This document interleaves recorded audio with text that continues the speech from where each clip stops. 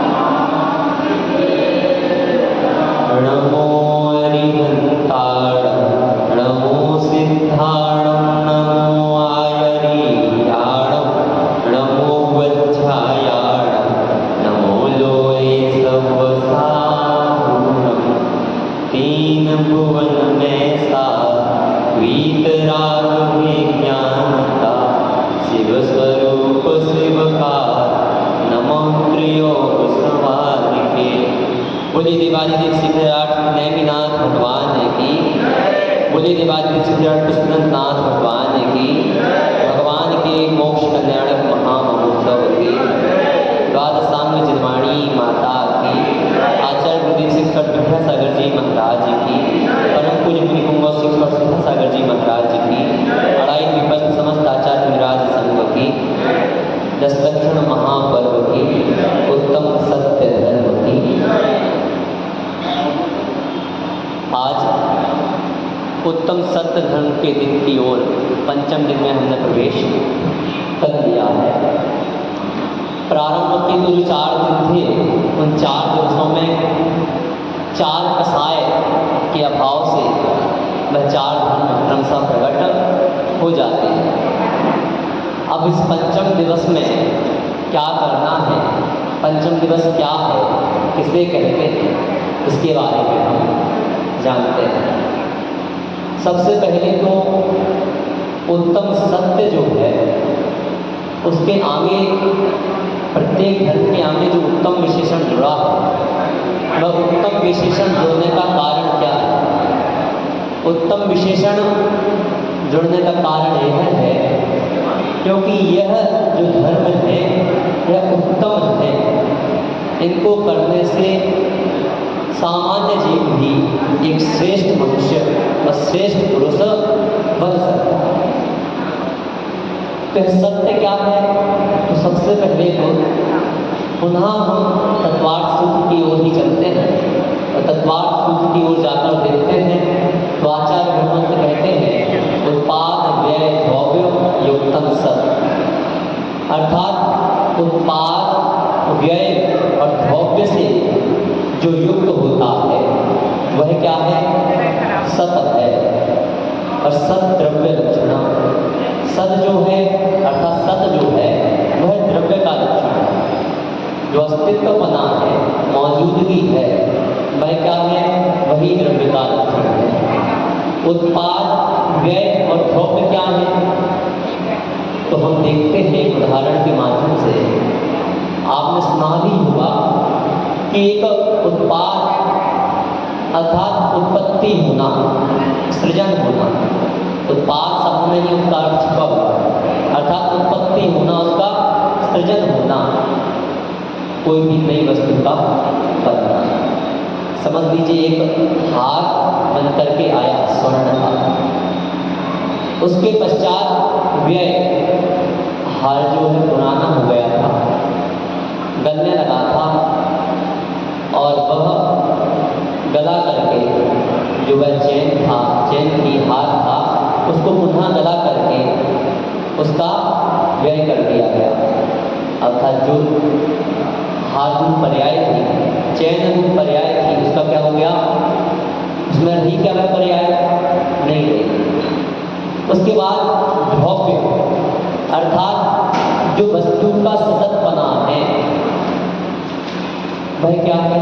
हमने उस हार की अंगूठियाँ बनवा ली, उस चैन की अंगूठियाँ बनवा दी, लेकिन उसमें जो स्वर्णत्व बना है क्या वह गया?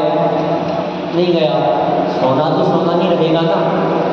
इसी प्रकार से यहाँ एक जीव द्रव्य है या अन्य द्रव्य है जो कि जैसे जीव है, तो जीव आज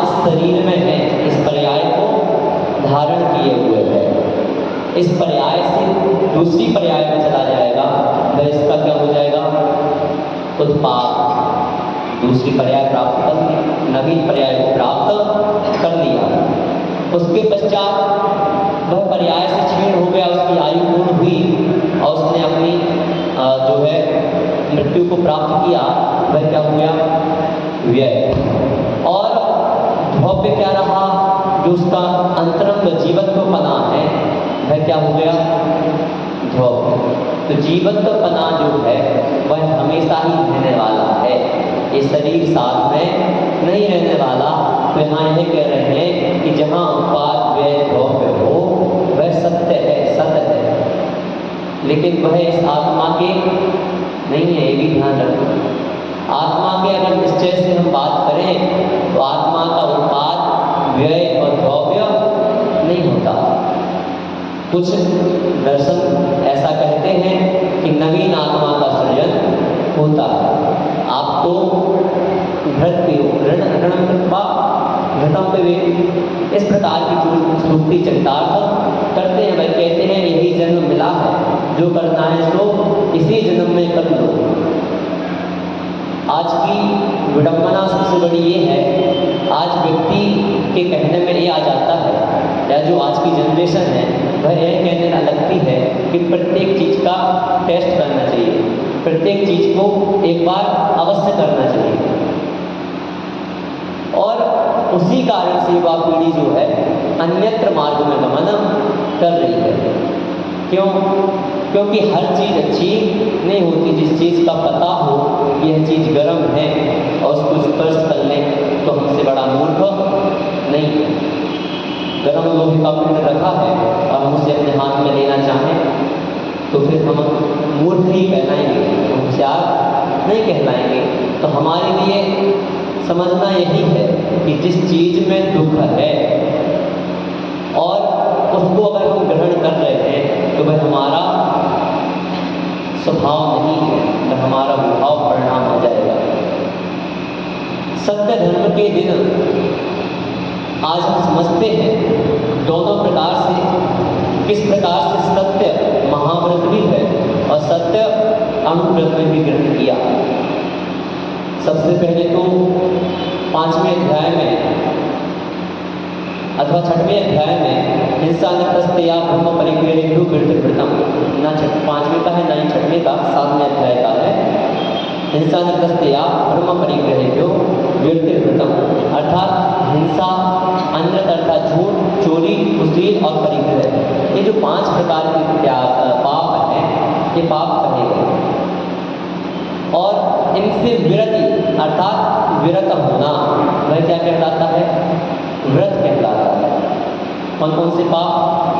हिंसा, झूठ, चोरी, कुशील और इन 5 पापों से विरत होना अर्थात इन पापों से हटना, दूर होना, वह क्या है?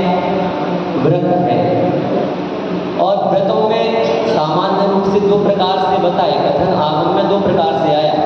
एक तो मूलाचार रूप कथन आया, दूसरा श्रावकाचार रूप कथन आया। अर्थात एक तो मुनि धर्म रूप कथन आए और दूसरा श्रावक धर्म रूप कथन आया।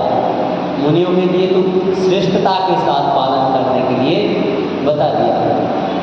अगर सत्य में जिनके न लेस मृषा न तृण, अर्थात रंच मात्र भी जिनके मृषा ना हो, झूठ ना हो, मृषा मतलब झूठ, जिनके रंच मात्र भी झूठ ना हो, कोई भी परिस्थिति हो, कैसा भी काल हो, वह किंचित भी झूठ नहीं बोलते।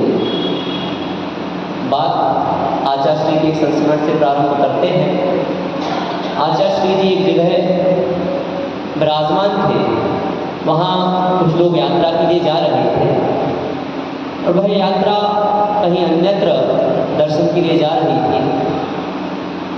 अन्य धर्मावलंबी थे, आए, आचार्य ने कहा हम यात्रा के लिए जा रहे हैं, इस प्रकार से हमें दर्शन करना है, आप हमें आशीर्वाद दीजिए।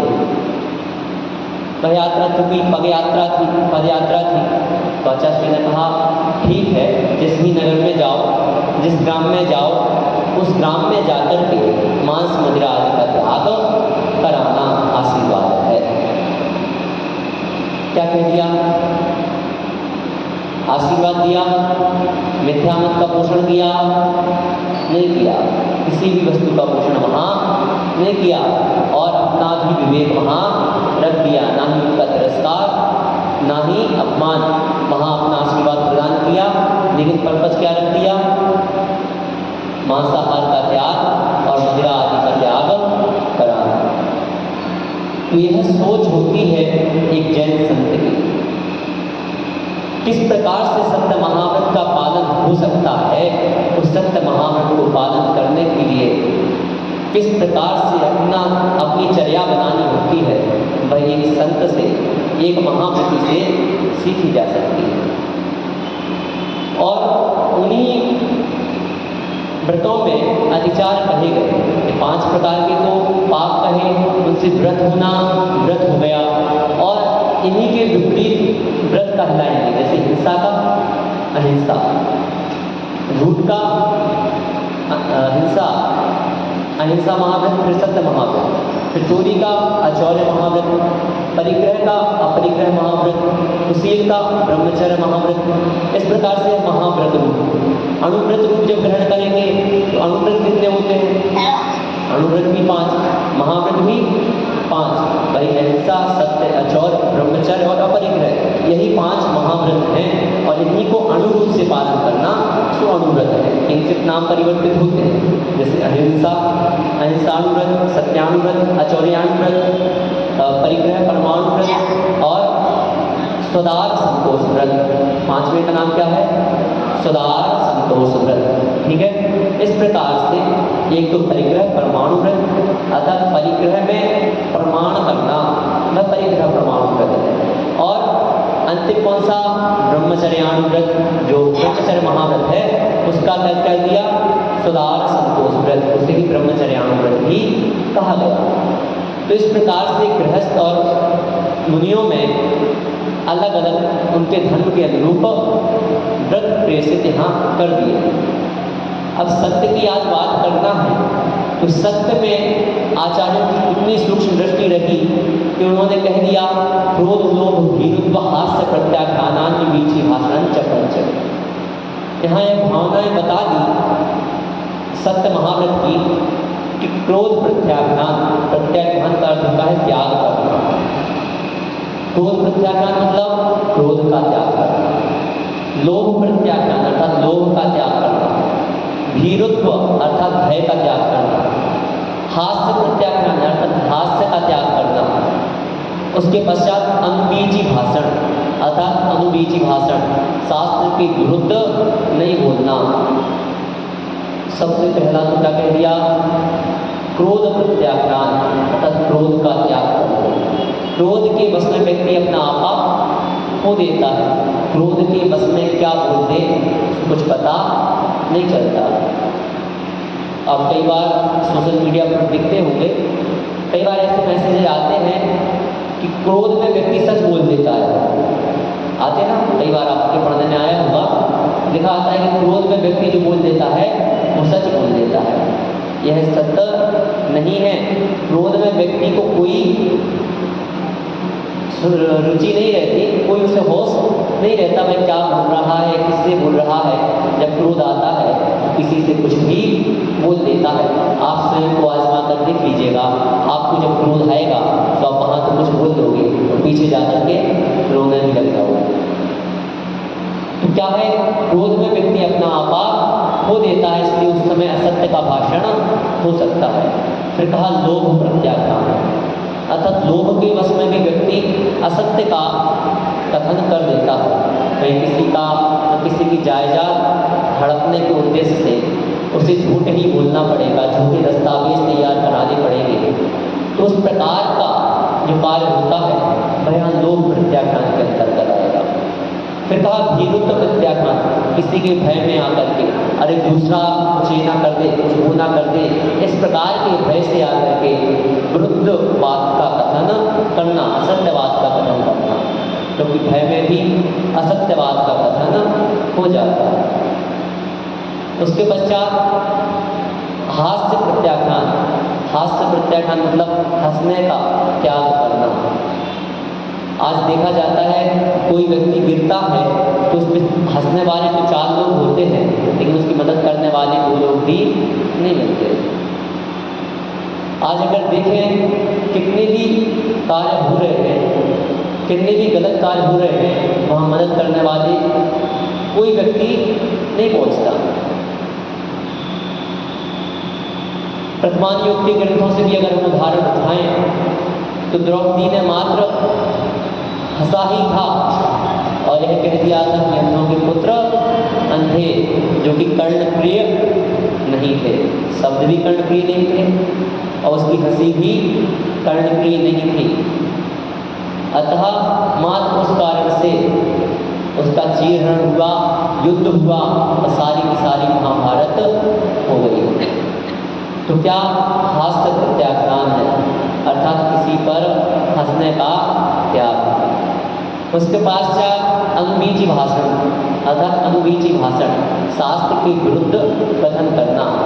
श्रोता किस प्रकार से बैठे हैं, किस प्रकार से श्रोताओं के सुनने का मन है और श्रोता क्या सुनना चाहते हैं, उनके अनुरूप कथन करना, शास्त्र से हटकर कथन करना, वह क्या है?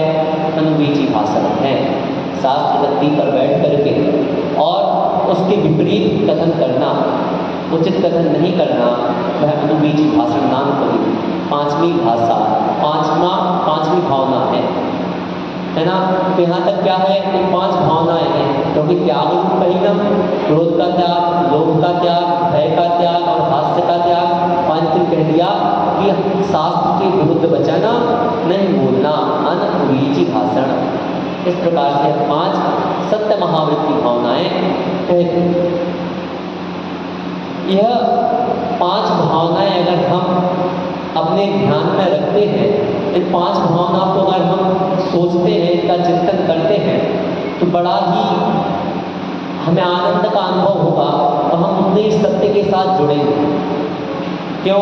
क्योंकि इनमें जितने भी भावनाएं हैं, उन भावनाओं को खाने से हमारी अन्य जो कसाय आदि हैं, उन कसायों का भी ह्रास हो रहा है, उन कसायों से भी हम दूर हो रहे हैं। इन्हीं महावृत की 5 अतिचार भी कहे। अतिचारों में कहा मिथ्योपदेश रहो व्याख्यान कूटलेख क्रिया न्यासापहार साकार मंत्र भेदा, अर्थात मिथ्योपदेश, रहो व्याख्यान, कूटलेख क्रिया, न्यासापहार और साकार मंत्र भेद। मिथ्योपदेश मतलब मिथ्या उपदेश देना, झूठा उपदेश देना, यह अतिचार में आ गया। उसके पश्चात रहो व्याख्यान, अर्थात किसी ने गुप्त में कोई बात की है, उस बात को सभी के सामने आकर के प्रकट कर देना।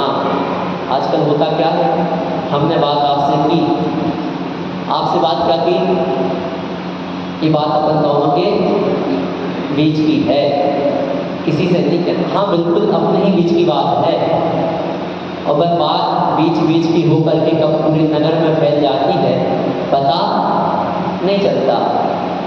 तो बात क्या है, यही रहो व्याख्यान। क्या है? रहो व्याख्यान। फिर कूटलेख क्रिया, अर्थात झूठे लेख आदि तैयार करना, जायदाद को हड़पने के लिए, जमीन को हड़पने के लिए या किसी भी संपत्ति आदि को हड़पने के लिए झूठे दस्तावेज आदि तैयार कराना या करना, एक कूटलेख क्रिया। न्यासापहार और साकार मंत्र भेद। न्यासापहार मतलब उस संपत्ति आदि का अधिग्रहण कर लेना, यह क्या है? न्यासापहार। और साकार मंत्र भेद अर्थात किसी के द्वारा इशारे में की जा रही बातों को प्रकट कर देना, वह साकार मंत्र भेद। अर्थ मंत्र भेद अर्थात गुप्त इशारे में बात जो होती है, उन बातों को समस्त लोगों के सामने प्रकट करना, यह साकार मंत्र भेद है। अब इन अतिचारों को भी समझें अगर, तो इन अतिचारों को समझने के पश्चात हम कितनी लड़ाइयों से बच सकते हैं। अपनी जो स्थिरता है या अपना जो विश्वास है, वह कितना अधिक बना सकते हैं। जैसे दूसरा ही जो अतिचार कहा रहो व्याख्यान, अगर हम अपन दो के बीच में हुई बातों को किसी तीसरे के सामने प्रकट नहीं करते हैं, तो हमारा उसके साथ जो वैमनस्य बनता है उस वैमनस्य से बच सकते हैं। क्योंकि बात दो लोगों को पता थी और दूसरे जब तीसरे में गई तो उस व्यक्ति को पता है कि यह बात आपने ही तीसरे से कही होगी, तो ये जो वैमनस्यता बन रही है उससे बचा जा सकता है। उठले क्रिया न्यासा पहाड़ साकार मंत्र भेद आदि प्रत्येक वस्तु में अगर अपन अपना चिंतन जोड़ते जाएं तो उन चिंतन को जोड़ने से, क्योंकि आज जितने भी कार्य हो रहे हैं या तो ऊपर जो भावनाएं कहीं उनको ना भाने से, क्योंकि कोई व्यक्ति क्रोध में, लोभ में आकर के, भय में आकर के गलत कार्य कर देता है। लोभ करता है तो दूसरे की संपत्ति आदि का अधिग्रहण करना या गलत तरीके से पैसे आदि कमाना, और वहीं जब यहाँ आ जाएंगे हम और कूटलिक क्रिया नाम का जो अतिचार है उसे समझेंगे, कूटलिक क्रिया नाम के अतिचार से बचने के लिए हम यह सारे कार्य नहीं करेंगे।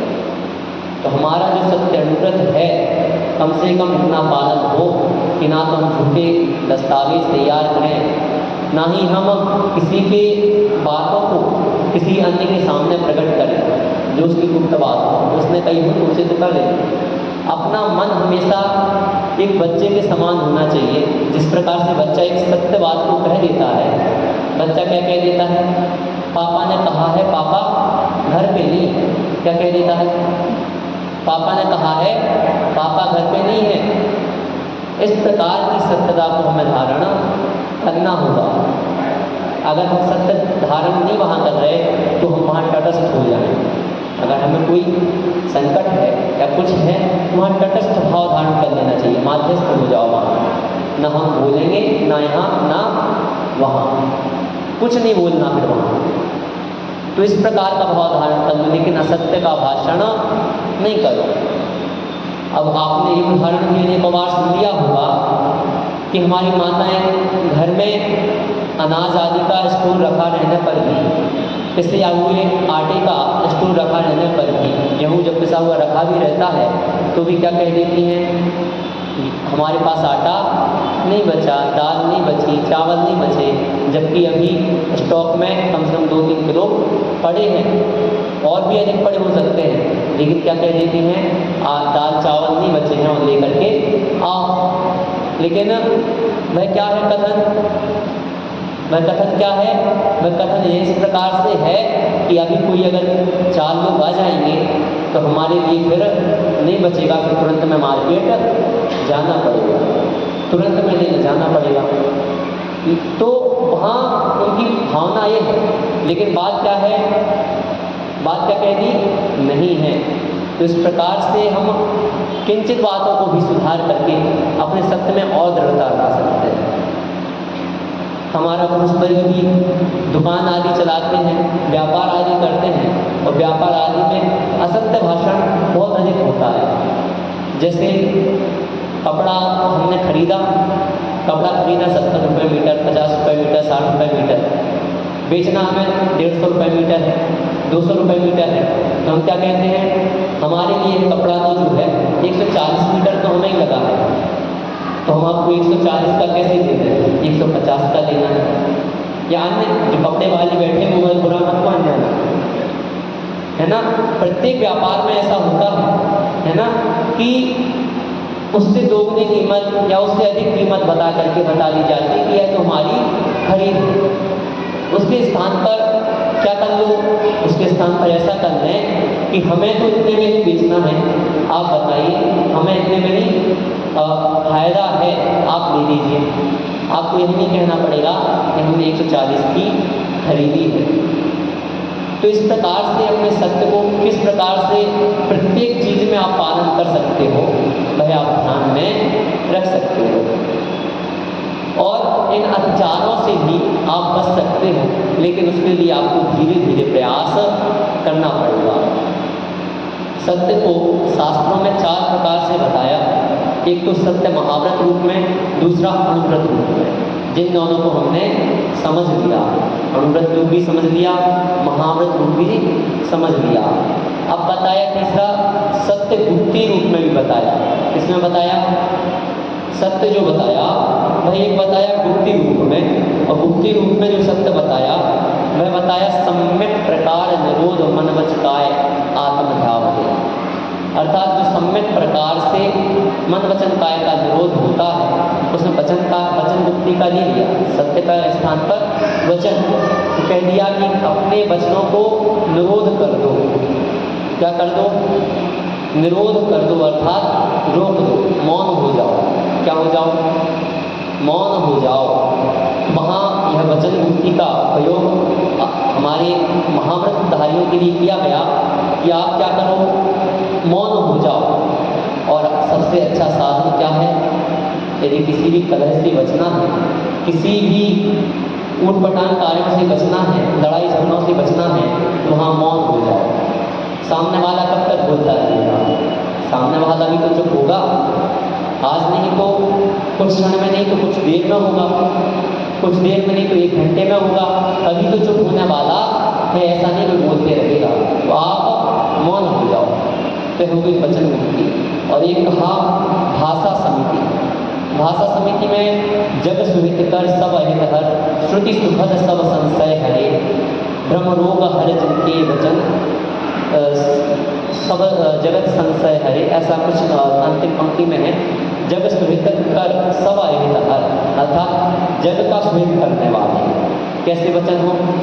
जग का सुहित करने वाले। ये 5 समितियाँ भी जो बताई कि मुनिराज की अपेक्षा से कहीं कि जग सुहित कर, अर्थात जग को जो सुहित करने वाले हैं। अब जो मुनिराज के लिए चीज़ें बताई, ऐसा नहीं है कि वह हम ग्रहण नहीं करें, अनुरूप से तो हमारे लिए भी वह है।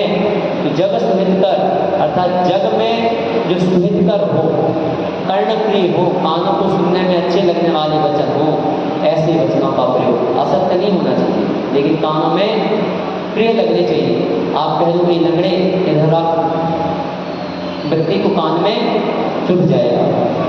वहीं आप उससे विनम्रता के साथ कहेंगे तो वह बड़ी ही आसानी से आपकी बात सुनेगा। कहने में अंतर होता है। तो क्या है?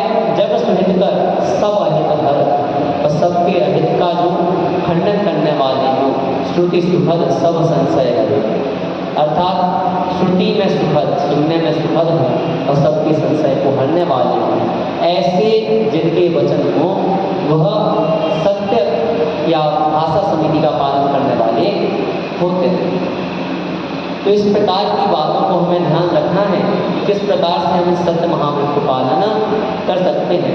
अब चलते हैं आज की ओर कि वर्तमान में हम किस प्रकार से इस लौकिक जगत में सत्य को धारण नहीं कर पा रहे, या सत्य को समझने का भी प्रयास नहीं कर पा रहे हैं। आज से हम देख लें, अन्य व्यक्तियों ने भी स्वीकार किया हुआ है कि जैन धर्म के जो शिलालेख हैं, जैन धर्म के जो ग्रंथ हैं वह प्राचीन हैं। उनकी जो भी मुद्राएं मिल रही हैं, जो कुछ भी उनके अवशेष मिल रहे हैं वह प्राचीन है। यह बात अलग है कि वर्तमान में आप ऐसी जगहों पर अपना मन ना रख पाओ कि इस जगह हमारा भी स्थान है। उस जगह पर सबने अपना स्थान रखा, उनके अवशेष मिले, किसी अन्य का धर्मस्थल तोड़ा गया, किसी अन्य ने बनाया, और उसके पश्चात वहाँ अन्य संप्रदायों के जिसमें हमारे भी अवशेष मिले, वहाँ बौद्धों ने भी अपना पक्ष रखा कि यहाँ हमारा स्थल है, लेकिन जैन का तो पक्ष ही नहीं पहुँचा। तो क्या है, भले ही आज हम उस चीज़ के पक्ष रखने में सहकारी नहीं हो, ठीक है, लेकिन कम से कम ग्रहण तो करें, लेकिन ग्रहण भी नहीं हो पा रहा है। हम आज से चले खारवेल की तरफ, खारवेल के शिलालेखों की तरफ, तो उड़ीसा जो आज का प्रांत है, उस उड़ीसा में खंडगिरी आदि जहाँ खारवेल के शिलालेख हैं, जिन्हें हाथी गुम्फा शिलालेख के नाम से जो प्रसिद्ध हैं, उन शिलालेखों में 17 पंक्तियाँ लिखी हुई हैं, ऊपर से नीचे तक अनेक शिलालेख उसके लिखे हुए हैं। वह राजा जैन राजा था और खूब ज़्यादा युद्ध करने में वह सक्षम था। अनेकानेक ऐसे राजाओं पर उसने युद्ध छेड़ दिया था, जो राजा उस समय के सबसे बलिष्ठ राजा कहलाते थे, जिन राजाओं के नाम सुनने से भी कोई राजा उनके नगर के पास शत्रुता की भावना से नहीं जाता था, ऐसे राजाओं के प्रति भी वह तत्परता के साथ युद्ध करता था। वह 3 वर्षों का समय बांधता था, 1 वर्ष युद्ध करता था, 1 वर्ष मंदिर निर्माण आदि कार्य कराता था और 1 वर्ष इसी प्रकार के कोई अन्य 1 वर्ष प्रजा आदि की भलाई के लिए संपूर्ण उत्साह आदि करता था। तो इस प्रकार से 3 वर्ष में वह यह कार्य करता था और पुनः 3 वर्ष में इसी प्रकार से कार्य करता था। इस प्रकार से वह अपना कार्य करता जाता था। तो वह सारे शिलालेख जब उसने लिखे तो शिलालेख की, इस शिलालेख की बात इसलिए कर रहे हैं क्योंकि यह शिलालेख भारतीय परंपरा का सबसे प्राचीन शिलालेख है। भारतीय परंपरा ही नहीं, क्योंकि भारतीय परंपरा में भी सबसे प्राचीन तो है, लेकिन विश्व पटल पर भी सबसे प्राचीन शिलालेख आज खारवेल के शिलालेख माने जाते हैं।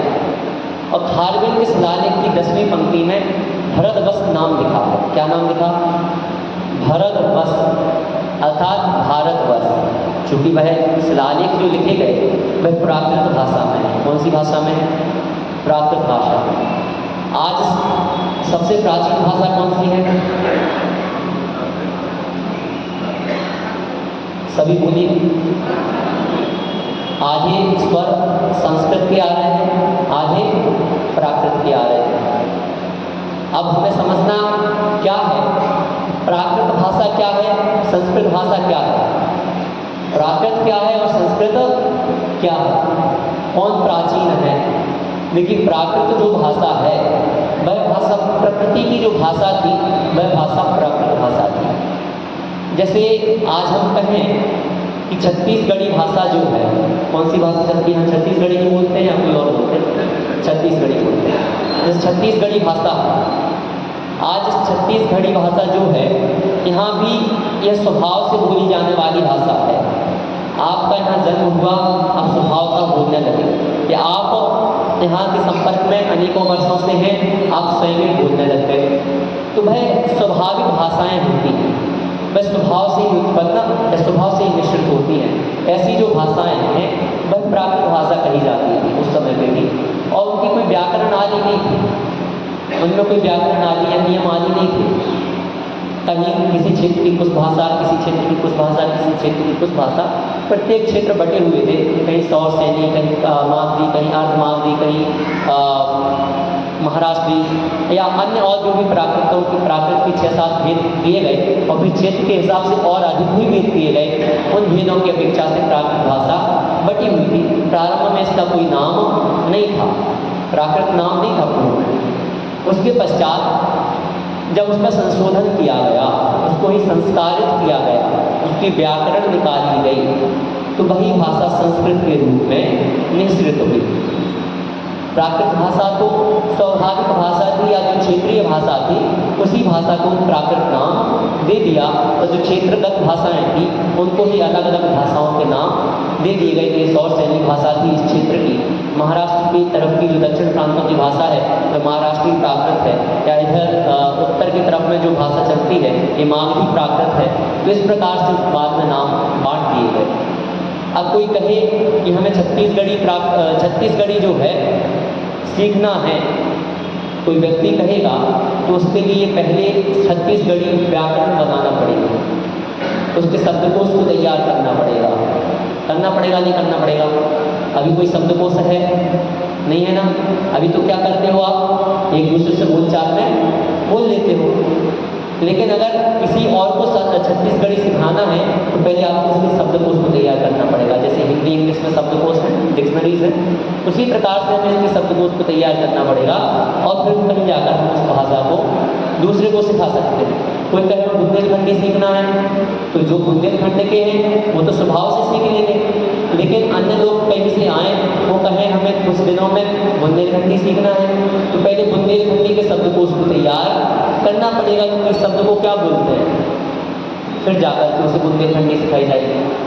तो उसी प्रकार से वहाँ उस चीज़ की व्याकरण तैयार की गई और जो सुसंस्कारित भाषा करके निश्चित हुई वह कहलाई संस्कृत भाषा।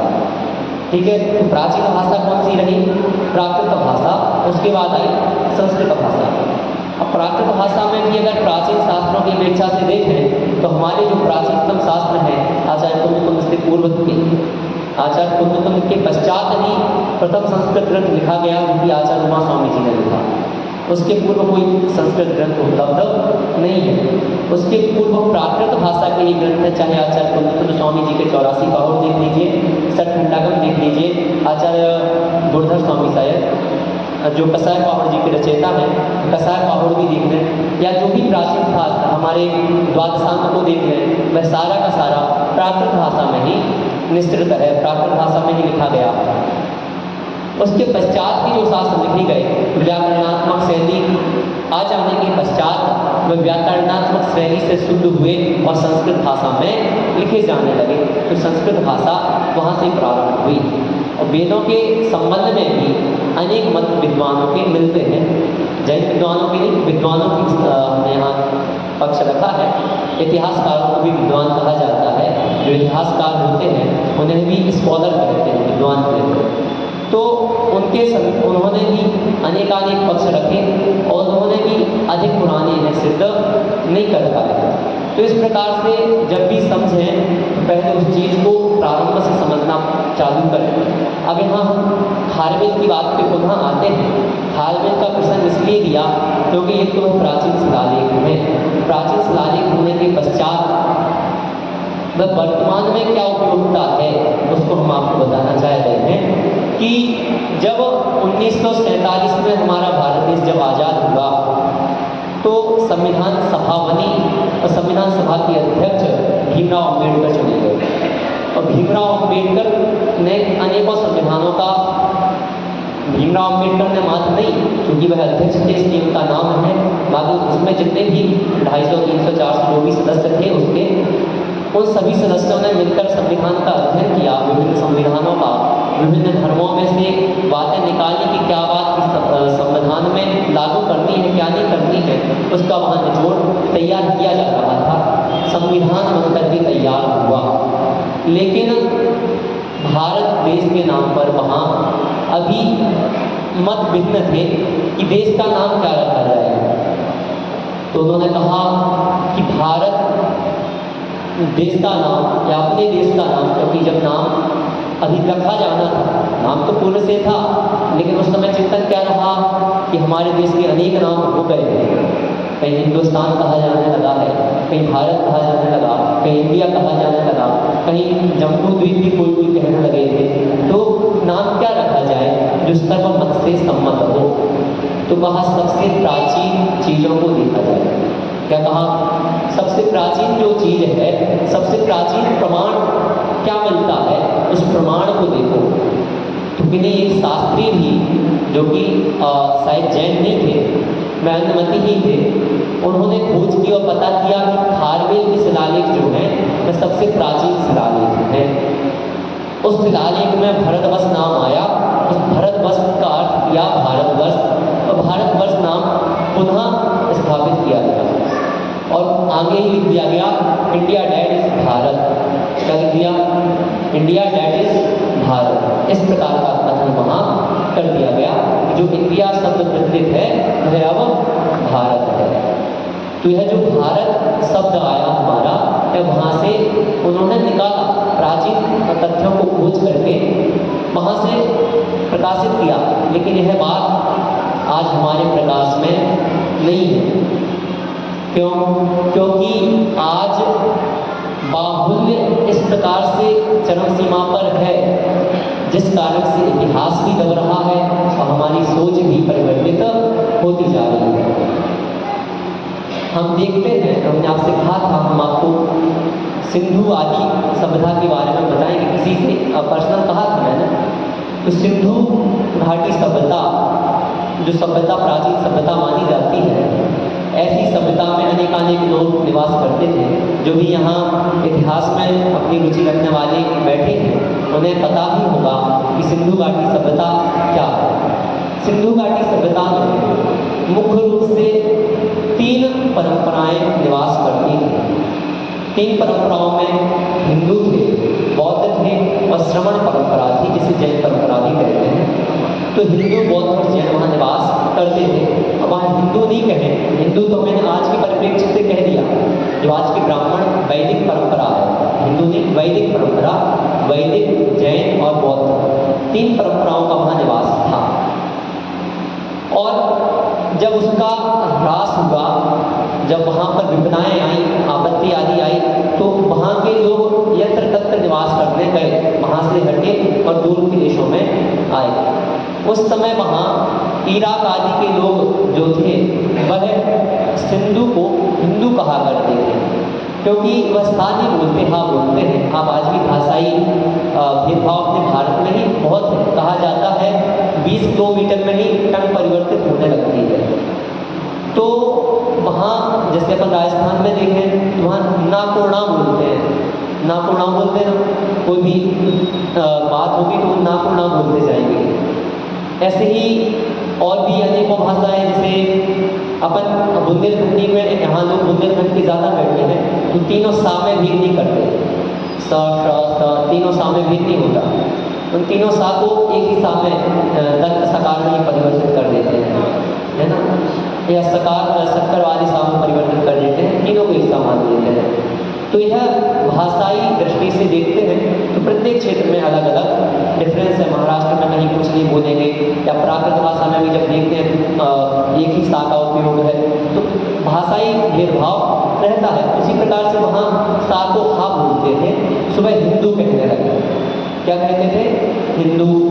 अब वहाँ तो तीनों परंपराएं निवास करती थी, वैदिक परंपरा भी, बौद्ध परंपरा भी और जैन परंपरा भी। उसके पश्चात जब वह ह्रास हुआ, सभी लोग यत्र तत्र वहाँ से गए, और जो भी लोग वहाँ से आए थे सुबह कहलाए हिंदू।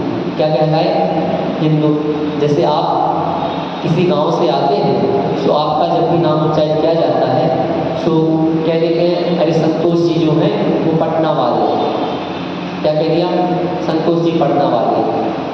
और नाम भी कई लोगों का पड़ जाता है, संतोष जैन पटना, या ये रहते कहाँ हैं? राजनांदगांव में। तो कहने क्या लगे? नाम पीछे क्या लिखते हैं? इस प्रकार से। तो उसी प्रकार से वो जितने भी लोग यत्र तत्र जाकर के विचलित रहने लगे, वह कहलाने लगे हिंदू। फिर धीरे धीरे चूंकि परिवर्तित होता गया, संख्या बल के कारण यह ज्ञात नहीं हो पाया कि क्या क्या है। और जैसे आचार्य ज्ञान सागर जी का नाम सबने सुना। कौन से आचार्य ज्ञान सागर?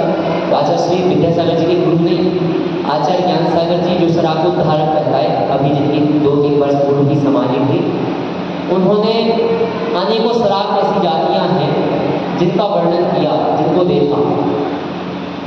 उनको उन्होंने बिहार आदि में जाकर के, झारखंड आदि में जाकर के जब अनेकों ऐसे परिवार देखे जो अपने घर बिल्कुल शुद्ध साफ रखते थे, पूर्ण रूप से पूजा पद्धति उनकी अच्छी थी, उनके घरों में दिगंबर संप्रदाय की मूर्तियाँ थी, सब कुछ था, परंतु वह दिगंबर संप्रदाय को मानते नहीं थे।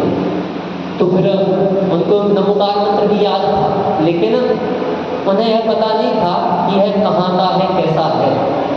तो वह वहाँ जब उन क्षेत्रों में गए, उन क्षेत्रों में उन्होंने देखा, उन क्षेत्रों में उन्होंने समझाया, बताया कि आप जो यह मंत्र पढ़ते हैं यह तो इस धर्म का है, और आपके पूर्वज जो है महसी धर्म के रहे होंगे। क्योंकि वैदिक परंपरा और जैन परंपरा में अधिक डिफरेंस नहीं है, क्योंकि मूर्ति पूजक वह भी हैं, मूर्ति पूजक हम भी हैं, लेकिन मूर्ति पूजक होने के पश्चात कुछ भेद रह जाता है, जिस कारण से वह भेद हमारा उत्पन्न रहता है। आप कभी भी देखेंगे, एक हमारे जो ब्राह्मण भाई हैं वह कभी भी नग्न दिगंबर की पूजा नहीं करेंगे। मैंने एक बार एक उदाहरण बहुत अच्छा सुना, क्योंकि ब्राह्मण संस्कृत में बड़े ही अच्छे होते हैं, मैंने आपको बताया भी था क्यों होते हैं, क्योंकि वह छोटे छोटे से बालक ही वेद पाठी हो जाते हैं, छोटे छोटे से बालक ही व्याकरण जैसे 4-4 हजार सूत्रों के ग्रंथों को कंठस्थ कर लेते हैं 12-12 साल, 13-13 साल में। तो ऐसे ब्राह्मण संप्रदाय से पंडित जी आए और उनसे हमारे मुनिराज पढ़ते थे। अनेकों बार आपने सुना होगा कि जैसे पंडित अपने आचार्य श्री जी जब ब्रह्मचर्य अवस्था में थे तो उन्होंने भी एक ब्राह्मण पंडित जी से शिक्षा ली, है ना। तो इसी प्रकार से मुनिराज को वह पढ़ाने आते थे, सुबह 10 बजे से 5 बजे तक वह रहते, पढ़ाते, पूरे जैन ग्रंथों को पढ़ाते थे, पूरे जैन ग्रंथ पढ़ाते थे। और जैन ग्रंथ पढ़ाने के बाद जैसे ही 5 बज जाते थे तो वह कह देते थे मेरी संध्या भक्ति का समय हो गया है, अब मैं जा रहा हूँ। मतलब आप यह देखें, जो व्यक्ति 10 बजे से 5 बजे तक जैन ग्रंथों का स्वाध्याय कर रहा है, करा रहा है, वह 5 बजे क्या कह रहा है, मेरी संध्या भक्ति का समय हो गया है, अब मैं जा रहा हूँ। तो आप देखिए उसकी अपने धर्म के प्रति कितनी आस्था है, कितनी तत्परता है। तो आप इस बात को समझें कि सबसे पहले जैन परंपरा जो है वह जैन परंपरा एक जैन परंपरा है, जो हमने अभी आपको पूर्व में बताया था शांति सागर जी के दृष्टांत को दे करके कि उन्होंने संविधान के पश्चात जब समस्त जगह सभी का प्रवेश कराने की बात आई कि सभी जगह सबका प्रवेश होगा, तो वहाँ शांति सागर जी ने उपवास को धारण कर लिया था और वहाँ रोक लगवाई थी कि यह जो है यह भिन्न है।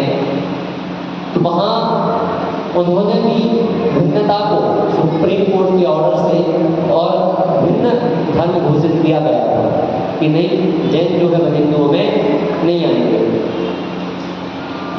कारण यह नहीं है कि हमारा कोई मतभेद है, कोई हमारी मानसिक भिन्नता रहनी चाहिए, मात्र कारण इतना है कि हम शुद्धता पवित्रता पर और अधिक ध्यान रखते हैं। हम दिगंबर पंथ में जब प्रवेश करते हैं तो पाते हैं कि एक मूर्ति पर अगर एक दाग भी होता है तो उस दाग को भी स्वीकार नहीं किया जाता।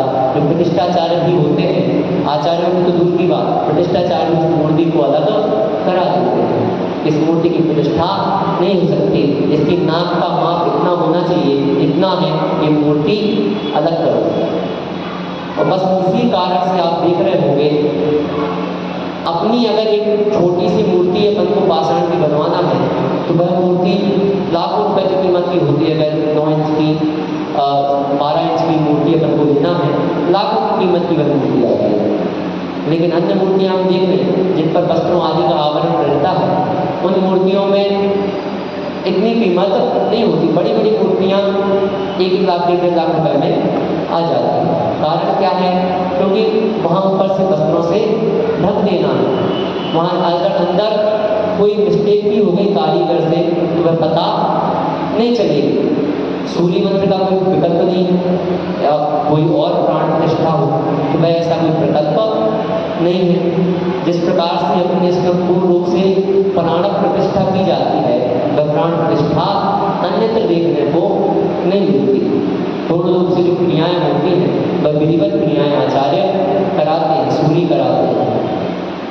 तो वह सारी चीज़ें एक देखें कि प्राचीनता किस प्रकार से हमारी सिद्ध हो रही है, प्राचीनता कैसे हमने अपनी है लेकिन अपने आप में अपन को ज्ञान ध्यान नहीं हो पा रहा है, न हम अपना वह ज्ञान अपने आगे आने वाली पीढ़ियों को दे पा रहे हैं। धार्मिक की शिलालेखों को देख लें, सिंधु घाटी सभ्यता के अवशेषों को भी देख लें, सिंधु घाटी सभ्यता में देख लें। आप प्रत्येक चीज़ को जब देखते जाएंगे और इतिहास को उठा करके देखेंगे, धर्म को नहीं देखो, इतिहास को देखो। धर्म को नहीं देखो, किसे देखो? इतिहास को भी पढ़ो, तो इतिहास को पढ़ने से भी आपकी नॉलेज हो जाएगा। जिसका भी इतिहास सब्जेक्ट होगा वो पढ़ता भी होगा इन चीज़ों को। तो इतिहास को उठा करके पढ़ने से आपके मन की जो विकृतियाँ हैं, जो आपके मन में संशय हैं, वह भी दूर होना प्रारंभ होते हैं।